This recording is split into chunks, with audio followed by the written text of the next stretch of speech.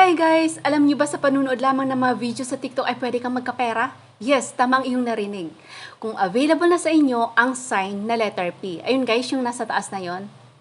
So, ibig sabihin yan ay pera. So, dahil nga available na sa aking account, ay nag-uumpisa na ako mag-collect ng mga points sa mga video na aking mga pinapanood. So, ayan guys, ang umiikot na yan. So, nagko-collect siya ng mga points every time na nanonood ako ng mga videos.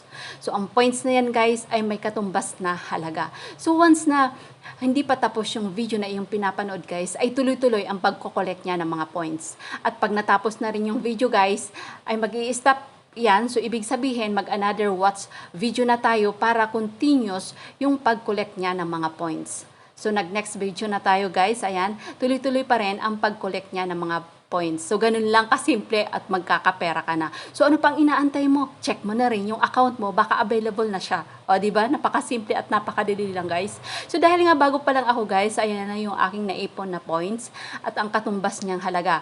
At ito rin, pwede natin siyang i-withdraw. Then, ito yung ating daily task. So, every time na mag-o-open tayo ng account, i-check natin to at may katumbas siya ng 1,000 points. Then, click natin yung watch para pag nanood na tayo ng video, automatic ay lalabas na at magko-collect na siya ng points. Thanks for watching!